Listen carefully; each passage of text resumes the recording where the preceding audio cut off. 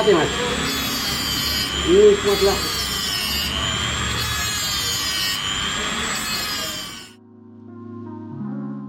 Evakuasi yang tidak biasa kembali ditunjukkan oleh petugas pemadam kebakaran Kota Depok.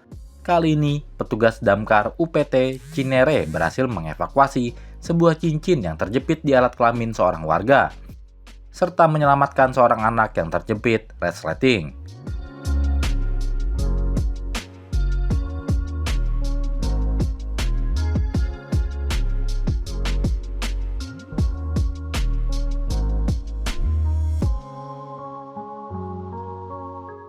Peristiwa ini berawal saat salah seorang warga mendatangi pos UPT Cinere, Kota Depok untuk meminta bantuan personil damkar.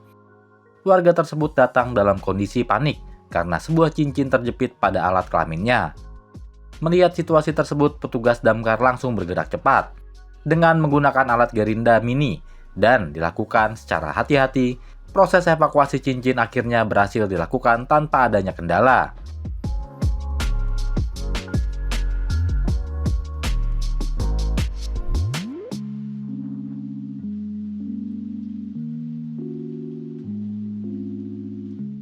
Tak hanya itu, petugas damkar Depok, UPT Pos Merdeka juga harus menangani kasus seorang anak yang alat kelaminnya terjepit resleting celana. Kepala Bidang Operasional Damkar Kota Depok, Tesi Haryati, mengatakan ini sudah ketiga kalinya Damkar Depok melakukan evakuasi cincin pada alat kelamin. Sementara itu, pada saat evakuasi anak yang terjepit resleting, pihaknya meminta pendampingan khusus dari orang tua agar bisa membantu menenangkan sang anak, sehingga petugas bisa bekerja dengan fokus dan aman.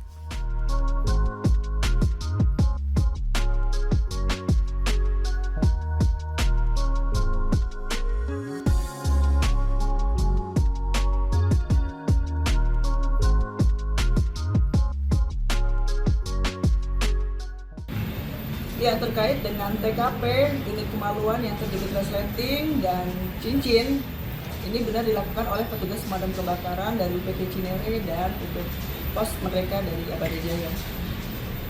Pelapor ini datang langsung ke pos dan UPT, kemudian dieksekusi oleh petugas.